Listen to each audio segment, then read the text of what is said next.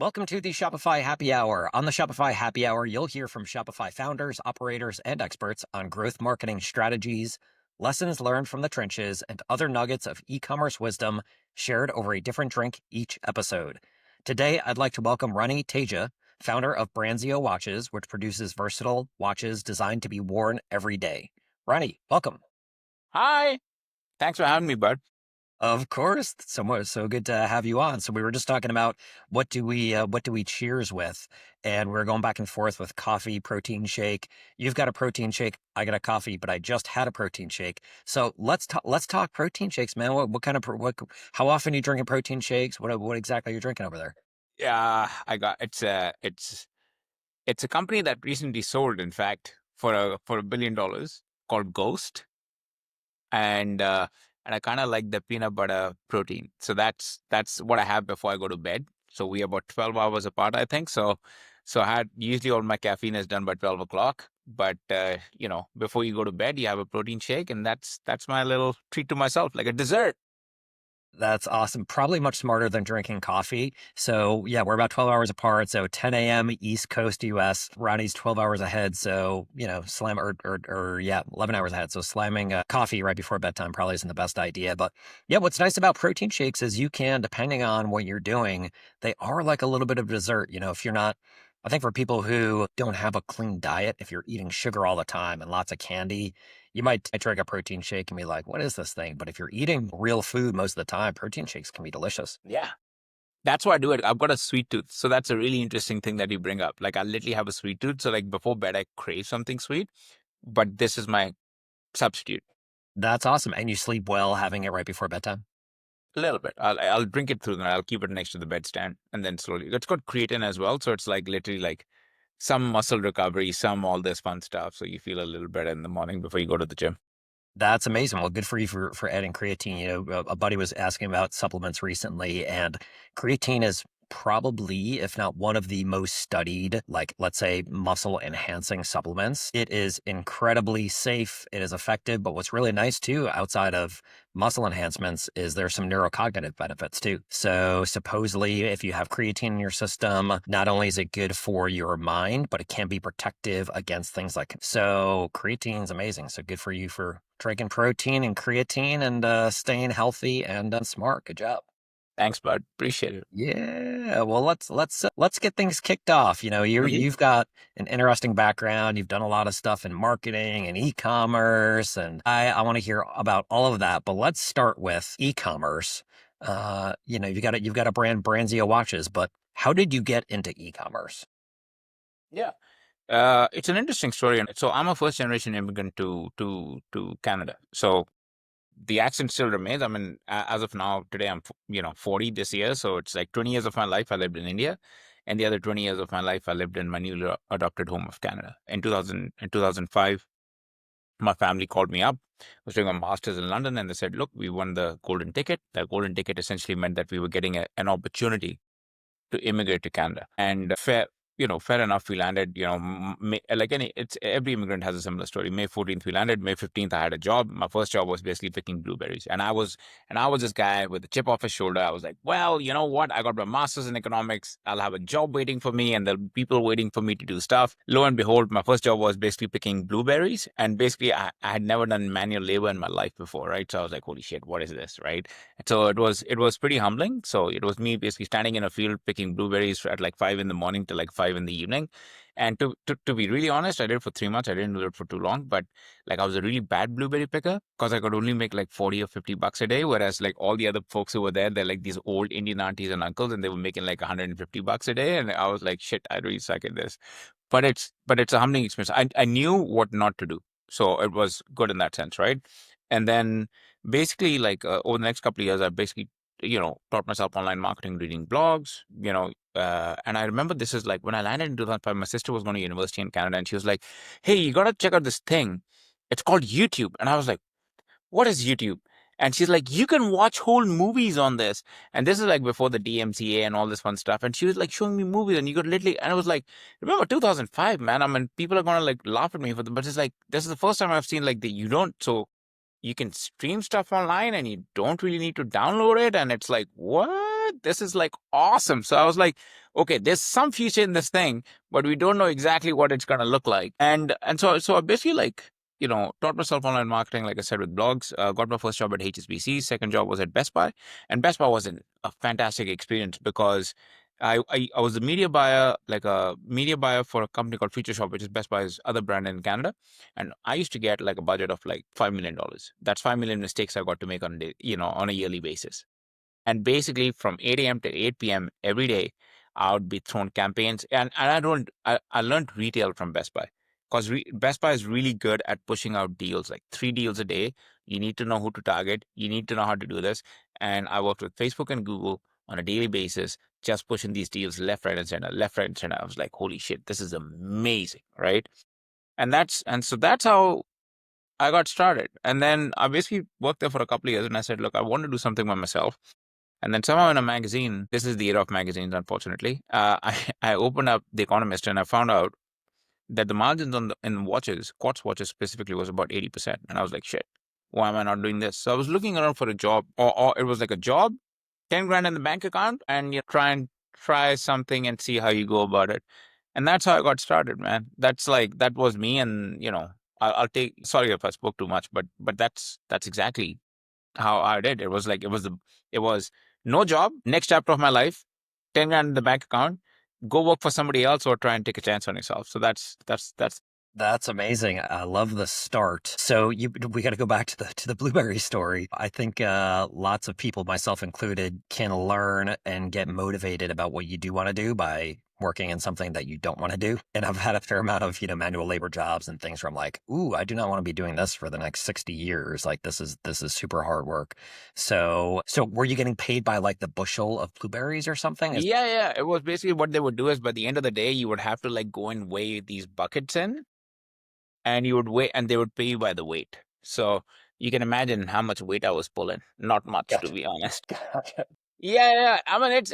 I'd never done manual labor before, right? Like kids in the West, like when you're growing up, you do some sort of manual labor. Like it's okay, you go fix the yard, you'll go mow the lawns, you'll do all this kind of stuff. In India, because you have, I mean, I hate to sound spoiled, but you have help because labor's so cheap. You've got 1.5 billion people that even, I didn't know anything about this. So it's okay. You learn. At 20, I started doing it.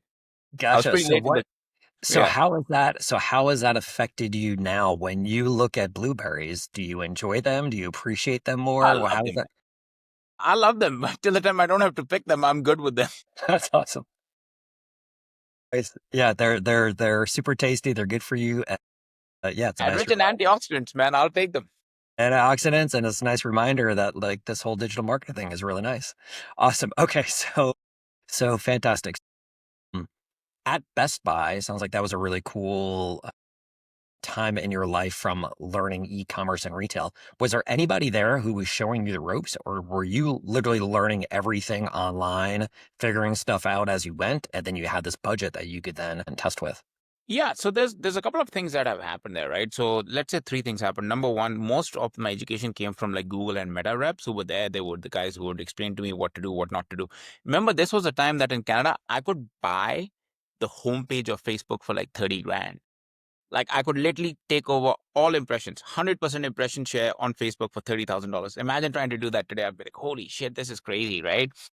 And YouTube pages used to cost me 40 grand. So I was like, crazy. But I learned a little bit about how retail works in terms of deals, in terms of brands, because of a guy I worked with as a marketing manager. So the way it worked was you had a marketing manager, and then the marketing manager would work with the media buyer and a promotions team to like cycle out deals as quickly as possible. And so this guy, he was a very soft-spoken Taiwanese Canadian fellow by the name of Alan, and he taught me a lot about these kind of things. And he was very patient with me. Keep in mind, I mean, back then I was pretty like cowboy gung ho type of thing. I still have a big personality, but not as big as I used to. And he knew how to communicate with me in a very logical way, which is the reason I'm talking about him here. And then to add to that, I also had a very patient manager, and that manager was also like, he's like, you look, I don't, you do your job. We don't really care. Till the time, till the time I don't hear about you, go do whatever you want. I was like, perfect, man, love you.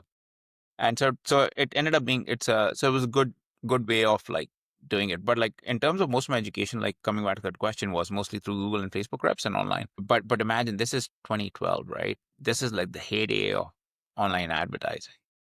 Shopify was just coming up like this. Yep.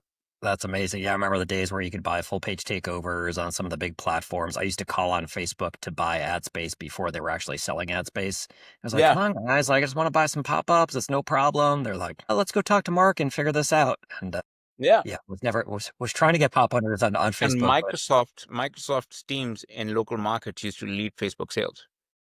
yep, Because Microsoft back then owned 20% of Facebook, if I'm not mistaken. yep. Yeah, and this is also when the Facebook login was on all sorts of other random sites. I remember speaking with tech companies and they would use the Facebook login where you could use your, user ID from Facebook to log in as their Yeah, sort of outsourced login. I remember seeing that for the first time, like, what's wrong with you guys? Why are you using this Facebook thing to log in? Is this going to be a thing now? It's like you can use Facebook to log in everywhere. that's crazy. Nice. Okay, come a long way. So, okay, so then you get to the point where you're like, do I make the leap and go into e-commerce for myself? You recognize that watches had a pretty nice markup. So, what happened from there? How'd you get things started? Yeah, so there's two things that happened primarily in my life. Number one is I did what everybody else, the mistake that everybody else makes is, which is basically go to Alibaba and try and source through Alibaba. I still make that mistake today because I tried to do it 6 months ago and then failed miserably. But the problem is if you're not on the ground, if you want to do business in China or whatever country you are, my 2 cents that I would always say from all the failures that I've had is you need to go to the place where you want to manufacture.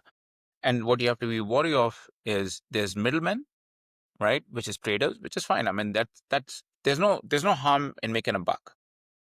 But how much bucks you're gonna make is the problem, right? Some people make a 200-300% markup on your coin, and some people, because you are a babe in the woods, and that's short-term business, they'll discard you.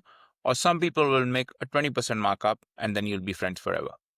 I unfortunately found a 300% markup guy, and then, and then we got screwed. And then I said, look, and by that time I was eating into my savings and I was like, shit, there's something wrong here. If you're enjoying this episode and getting value from it, I'd be so grateful if you left a quick review. It's one of the best ways to support the show and help us bring on even more incredible experts to share insights that can move the needle for your business. It only takes 10 seconds and makes a big impact.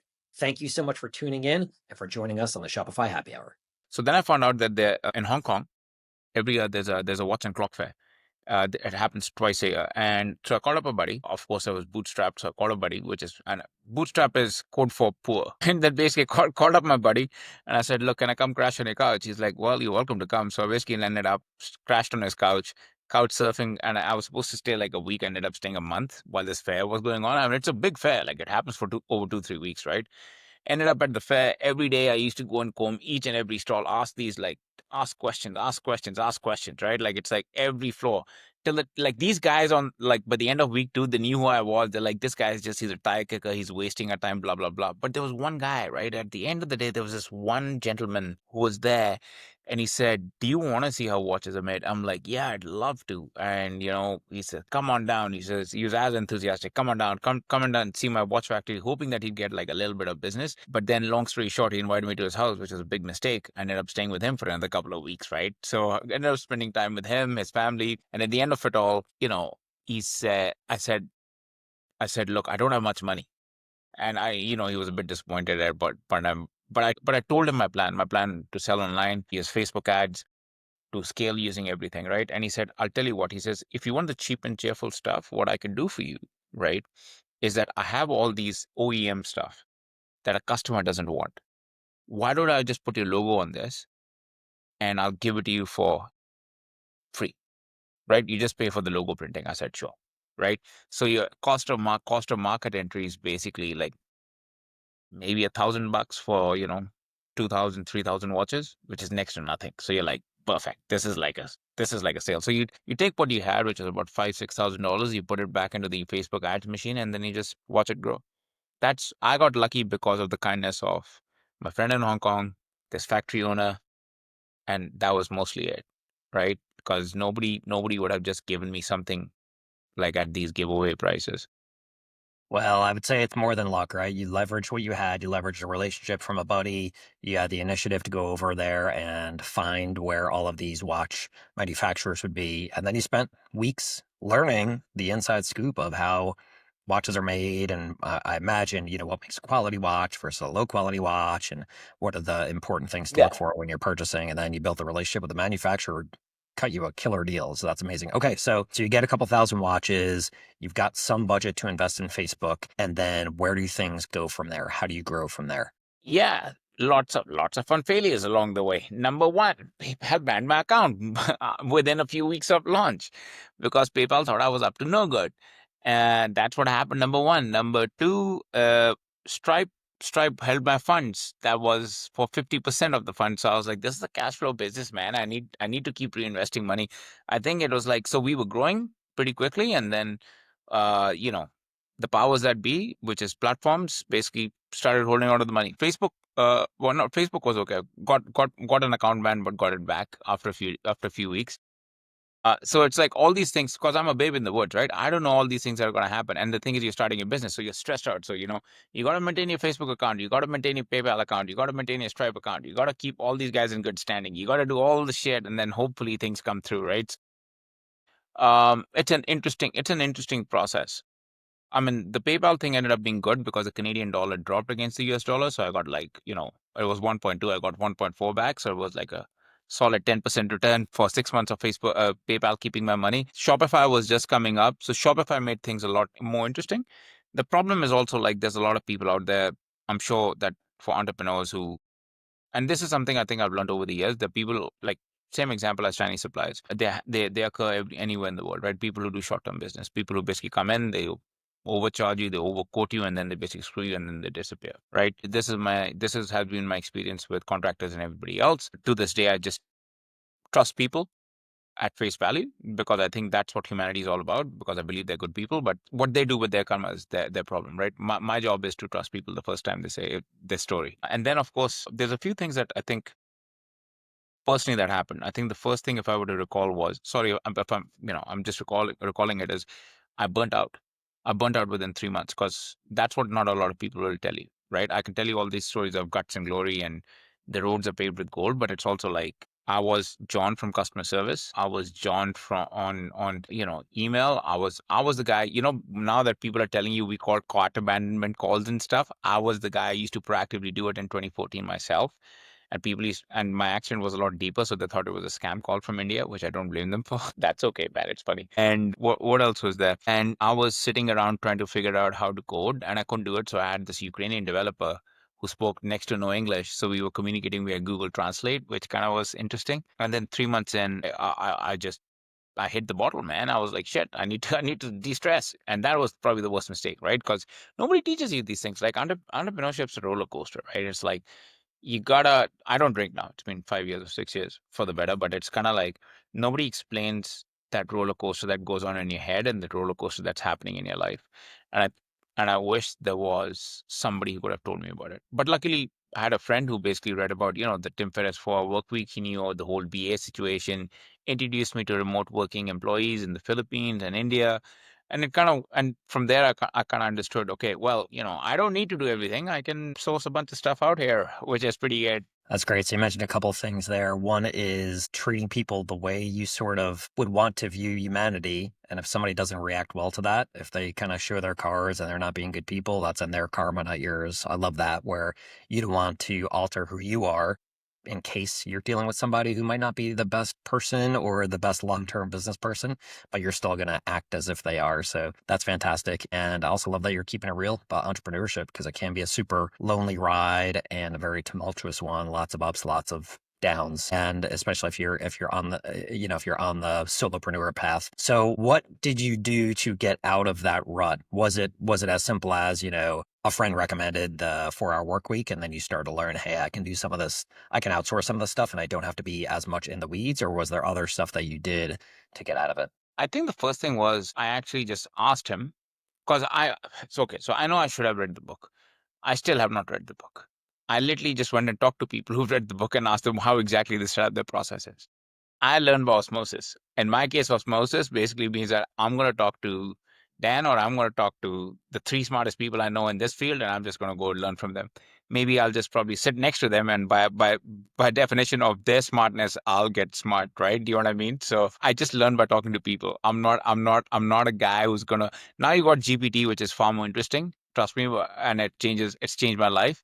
But I think that that's how I learned. So that's how I learned about like how people are hiring VAs, how people are digital nomads, people are living all around the world, they're traveling, and they're doing all these crazy things. So it was easy for me to like set up my first base operation in the Philippines, right? But then about three years in, and this is another thing that people are going to tell you at some point in time, is what happens is if you have a large enough team. We found that whoever team leader there was, she basically, I think she knew that I trusted her, and the operations constantly broke down. But then the truth came out was the fact that I think she there was affairs going on in this team, and there was basically like a lot of favoritism and everything else. It was generally ruining the sort of outlook of the team in general. So we had a consultant who basically came in and he to get get the team involved in EOS, so like traction, get a grip, all that fun stuff by Gino Wickman. So our team does a mix of like Rockefeller habits and traction, and then basically that's where we grew. We cleaned out house, we fired a lot of people, we got restarted on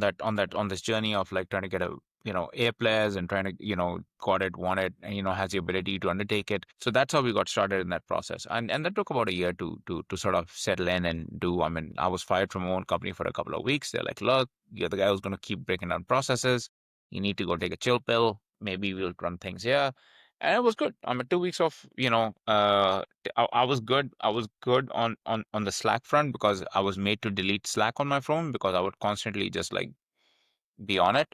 I just reinstalled it 6 months ago, and I think I kind of like my time without it. But the thing is, we're running a new business, we're running everything new, so I'm far more hands on it. So, what advice do you have for brand owners or any business owner who is either working with, let's say, an outsourced team where they've got freelancers, or just an outsourced team that's not local, or they've got a local team? Like, how do you lead the team without being, sounds like you were, changing processes and just being very, very hands-on, which is, I think, natural for lots of people to do because your business and you care about it. So you want to get in the weeds and kind of make sure you're fixing everything. But what advice do you have for people to lead a team in a way where you can get a sense of if there are problems? So if there's affairs or favoritism or other things that are happening, you can be aware of it and try to fix it, but also not be too much up in the stuff where, maybe you're doing a little. Yeah, so I think there's two things here. I think you need to hire a good middle level management, like hire good people in the middle, and then trust on them to do their job. Like most, like because I know I'm not an operations guy. Operations annoy the shit out of me, and admin annoy the shit out of me. Right? It's like, so we found two people who basically are really good at these jobs and they enjoy it. I'm like, hey, you go. Psst, don't want to be involved in this. And then the marketing, I unfortunately got the short end of the stick because me and him talk to each other every day for like 10 minutes. It's a stand up call, 10 minutes, 10 minutes, 10 minutes, and then they know. I'm just like, hey man, do you have 10 minutes? And we'll just, sometimes there's a lot of work that 10 minutes becomes 30 minutes, and sometimes 10 minutes is just 10 minutes of me shooting the shit, right? And then it's their job to go lead the teams and just be dependable, right? So the goal behind this whole process is to check in, and we have weekly calls with all the whole team, which is basically a leadership management team. It's 4 people, but fair enough, we have the conversation, and then it's up to them to go manage their teams, and they have teams on a week calls on a weekly basis with their teams.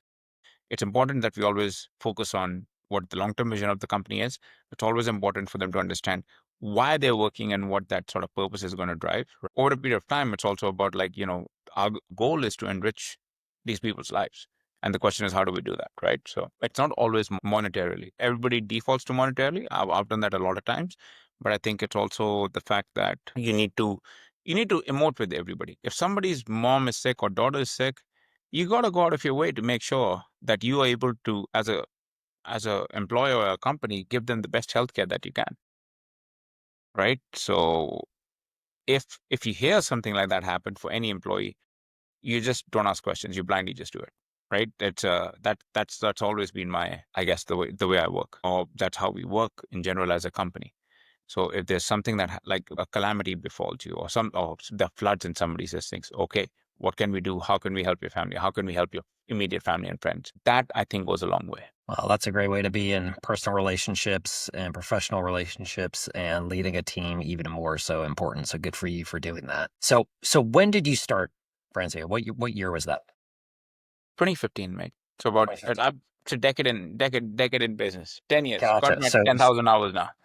Yeah, nice, nice, nice. So about 10 years or just over 10 years. So a lot has changed, I'm sure, in the past decade for your brand, especially when it comes to marketing. When you first got things going, that was around the time when, Facebook ads were much easier than they are today. There was less competition and there was much $8 more upside. CPMs, brother. I Dollars know, I CP. know. Yeah, Yeah. exactly. Exactly. Crazy. So, what are you seeing working now that is quite different than when you first started? That's an interesting question. I think keep in mind when we started online advertising, right? We were the gung ho kids. And what gung ho kids basically means is the big brands didn't want to touch it. It was like hot potato. It's like, what is this online thing? What's going to happen? We will let other people test it out, then they'll do it first. So Nike wasn't in there, Under Armour wasn't in there, everybody's not in there, right? And then, came Nike. And, I think for the last 3 years, what Nike did was they just spent all the money on online marketing and then they basically got screwed as a brand, right? There's a mix here. And we were all performance marketers, which is basically we were looking at things in, dollar out, right? What is my ROAS? What ROAS? Everything has to be calculated to like, well, how much dollars am I putting on marketing? How much money am I going to get out of it? Today, I think that mindset has shifted. The mindset is basically if you're putting a dollar into Facebook ads, what are you looking at from a broader perspective? Are people looking on TikTok for your product? Are people searching on on Amazon for your product? Are people looking for your brand on Google for your product? Same with YouTube ads.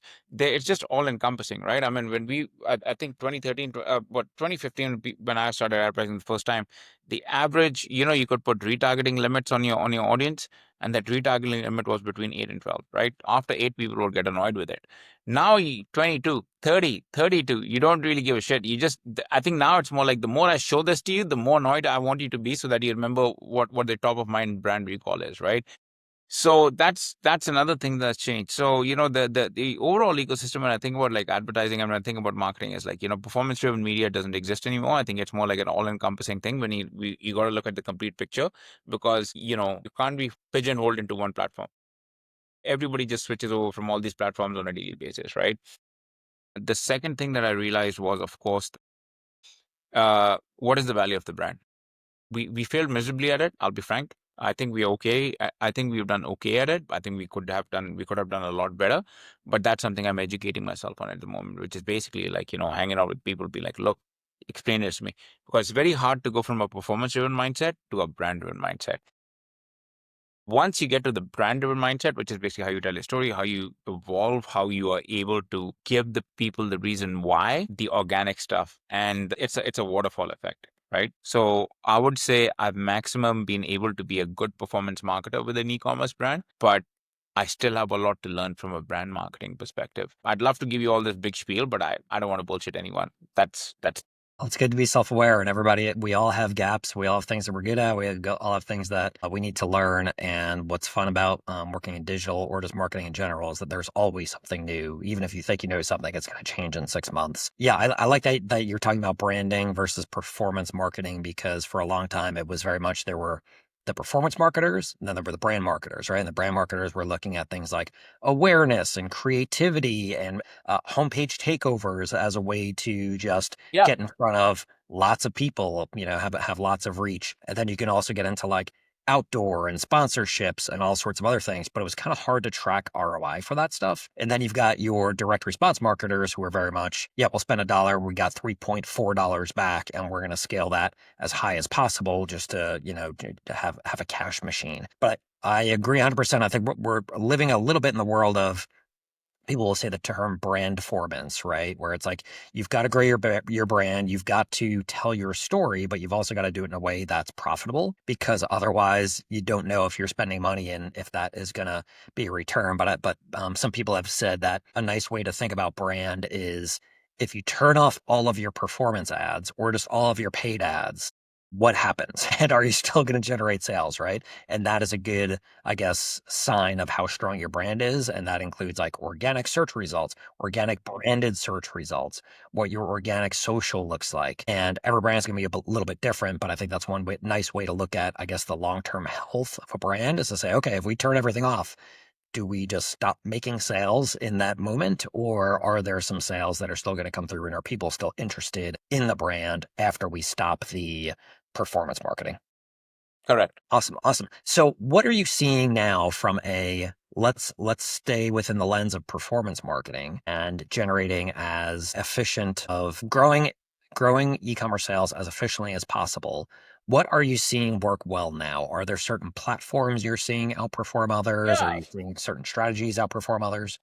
Well, Meta's always king, right? Meta is always good for driving awareness. Top level, top funnels, all Meta, Meta, Meta, Meta, right? I mean, there's a big craze about AppLovin. I haven't tested it out myself, but a lot of my friends who are on AppLovin love it. It's just like it's amazing. They're like, holy shit, like whatever. The thing is, you just take your top performing creatives on Meta and then you just run it on AppLovin, right? So if you have a way to get on AppLovin, I suggest you do because they have this beta open right now. If you're spending 10K a day or something on Meta, then you can get qualified to get onto their program right now. So it's a closed beta, but I think it's worth it. Like a lot of people I know, they can't stop speaking about it, right? So I think it's worth it. AppLovin's been the biggest story in advertising for the last year. Before that was TikTok Shop and TikTok creators, right? That's another thing I need to know how to scale because I'm not really good at that, but I would really love to know how to get that blueprint out and then just like hammer it down, top to bottom. I think most successful ecom store owners that I know, and this is a story I'll share, they take one channel. They go top to bottom of that channel and then exhaust that channel before they move on. And some people will take like I think BK Beauty, Paul, whom I know is he's a good friend. He did a presentation on this. He says, I have 6 months. 6 months is all I'm going to spend on TikTok, dominating TikTok shop. And today I think he's in his category, he's number 2 or number 3, which is quite interesting, right? So it's very, very interesting that he's able to do that.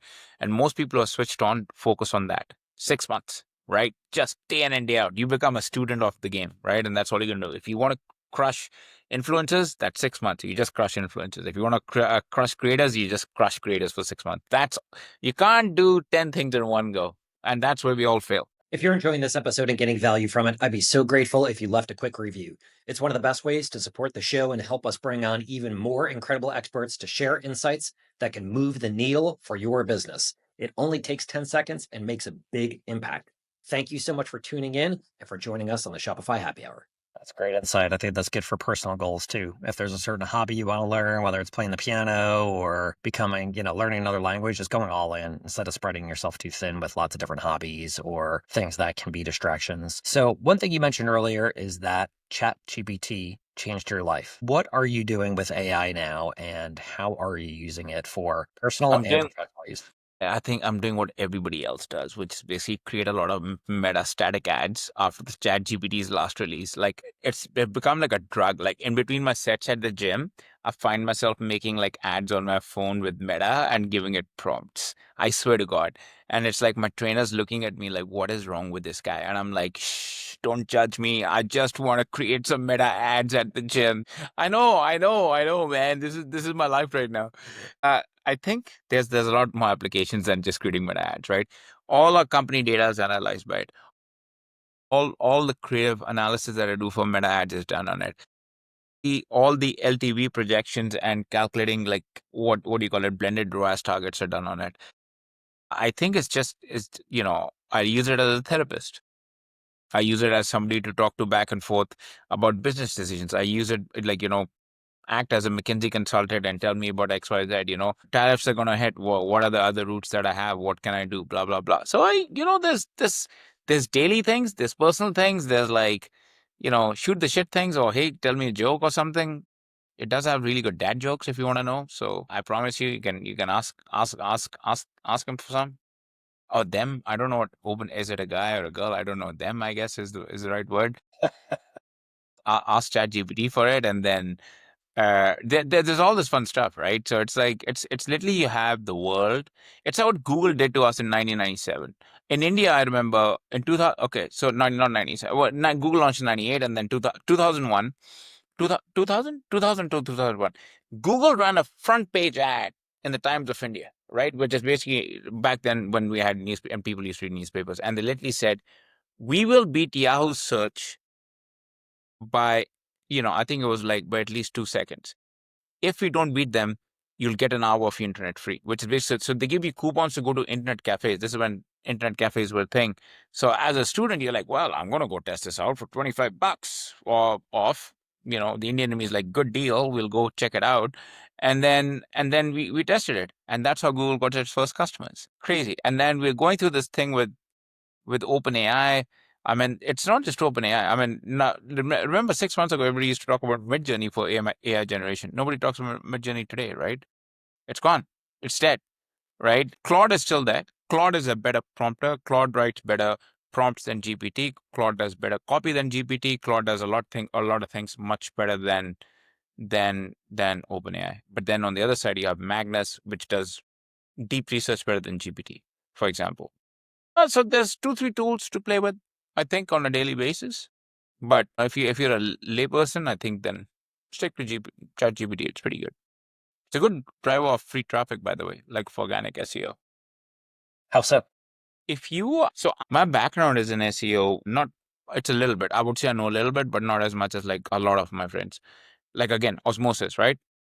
Yeah, those guys taught me. I don't know as much as these guys do, but they're seeing that because GPT crawls Bing, and if you have pages that rank extremely high on Bing, and Bing data is being fed into it, you will start ranking for organic search results. So if you're asking it for product-related search results, it'll work extremely well on ChatGPT. Now the other thing is, if you've heard about Amazon's new shopping assistant, that's another game killer, right? Which just came out, which is basically you can ask it for a product and it doesn't even shop at Amazon for your product. It can actually go around the web to all the e-commerce sites and all the e-commerce system and then give you a product to buy. But I'm like, why isn't Shopify doing it? Because Shopify has all the data. You're sitting on a treasure trove of information. Like, you just killed all the yeah.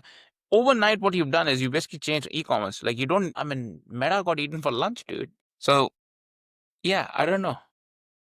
So what are some ways for any brand owners who are listening right now, whether they're on Shopify or a different e-commerce platform, how can they best use AI? So you mentioned that you're using it for business analytics and decision making. You're using it for copy. You're using it for ad creation. Let's just say if brand owner wanted to better analyze their business and get recommendations on which direction to go in, let's say from a marketing standpoint or strategic standpoint, what would the steps be for them to take in order to get there? I think it's mostly depending on your prompt, right? So I think what I would do is, first of all, I would go to Claude and I would explain to them the problem in detail. The thing about like all these prompt things is the more detailed you go, and you have to act like a persona, right? So the persona is extremely important. The persona that you want them to assume.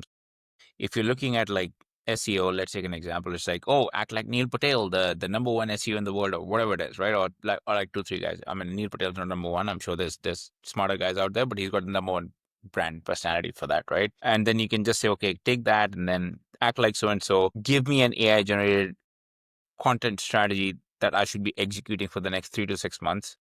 Label it out for me on a weekly basis, tell me what I need to tell my team what to do, and then basically let's stick to the plan and that's it, right? So then you'll have to give it like maybe 5 or 6 more prompts after that to refine it, because the first prompt is going to be shit, and then you take the Claude prompt and then take it and copy paste it into Chat GPT. And because Claude prompts are much better, it's well structured, and you paste it into Chat GPT, you make a project which says, Ronnie and Co's SEO plan next 6 months, and then you just follow it. And then what you can do is, what's really good is you can ask it to give you calendar invites for it.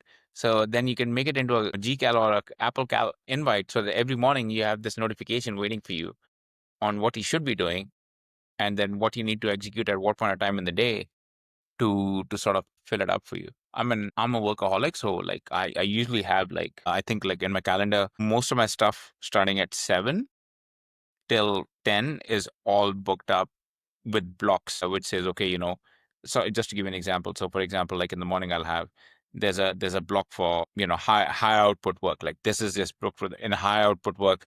I have tomorrow like SEO, which is my priority. Then I have prompting for meta ads. Then I have analysis for meta ads. And then, then I have strategy session, email catch ups, focus work and meetings, like all these things like done in blocks. So it's just easier. That's amazing. If you were to, so you mentioned SEO, using AI for SEO. So outside of strategic advice, where you could kind of train the AI to be a persona, some type of SEO expert, and then ask for recommendation, are there other ways you would use AI from an e-commerce standpoint for organic search results to create content in order to rank better? Like, can you use AI to create content that is designed to rank for AI search You results? can. I mean, Google's also said they accept AI generated content now. You just have to. So they're like AI.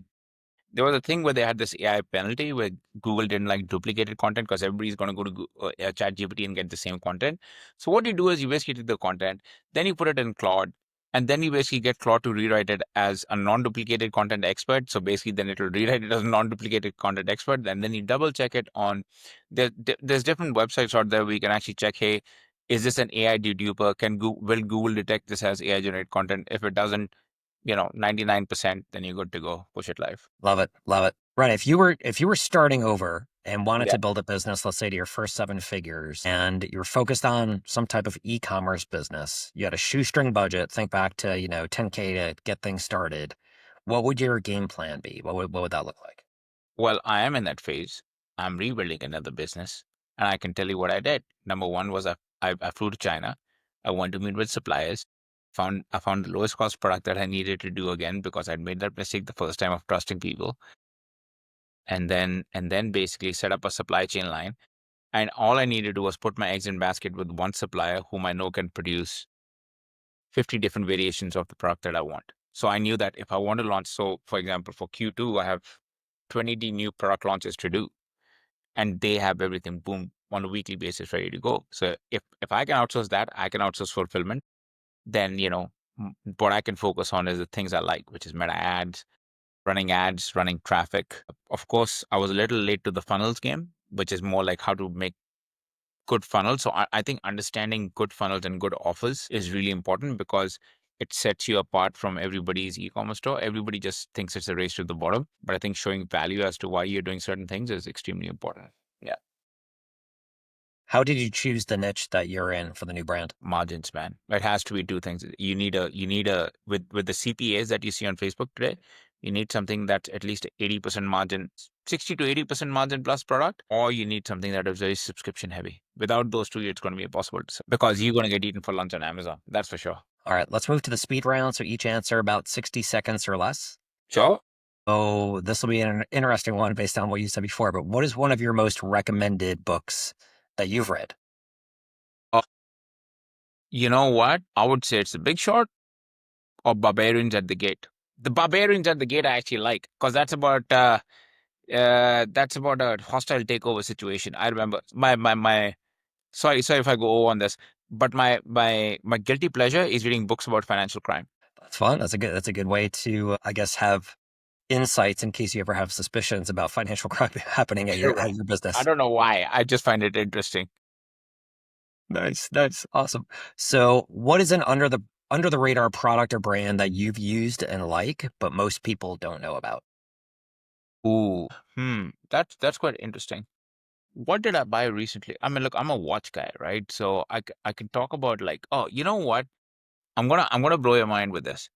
If you're ever looking for a watch and if you want to test out like a really good watch, like which looks like a Rolex or which looks like any of these high-end fancy watches, go to AliExpress and look for a watch.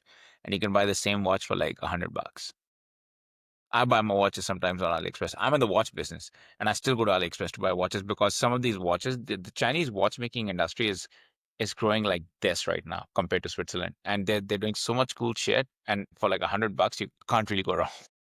And will the quality be there, or will it just be a Oh, great replica? quality. They're using NH35 Seiko movements, Seiko and Casio movements. It's the same movement. The only thing they don't have made in Switzerland. I mean, most of the Swiss brands, like at least 40% of them are made in China, man. They're I not think, I, 100% made in Switzerland, believe it or not. I think everybody listening to this is getting their Christmas list ready or birthday list ready for anybody Exactly. anybody they would normally buy a watch for. Like, I can't get a watch for them because I don't want to drop, $5,000. Now you just found your gifting hack. Exactly. Nice. Tell us about your favorite shopping experience, online or offline. An interesting one. I'm a sucker for service, right? Maybe because I live in Thailand and I'm spoiled. But I remember the Four Seasons. I always compare my experience to the Four Seasons experience. And there's a Four Seasons in Chiang Mai. I went and stayed there during COVID, and end to end, that experience was just something. And then I realized what the Four Seasons experience actually means because I went there to like stay for a couple of days. They upgraded my room, fantastic since I arrived. then they basically, I want to play tennis with them, or like, I was talking to the coach. I was like, hey, look, I'm just trying to lose some weight. At dinner, this guy, the chef comes out with like a health menu. He's like, oh, I've heard through the grapevine that you're trying to lose weight. And they basically had like all these calorie conscious meals with how much calories you're going to consume on a daily basis. He says, for your breakfast and lunch, I can prepare special meals for you. If you just tell me a calorie, what you want to eat, eat between, and I'll just make it for you. And when I checked out, they basically gave me like a nice packed lunch of like, 1,000 calories, and they're like, this is for you. Thanks for coming by and stuff. I was like, the hell is this? And then, how do you beat that? How do you beat that?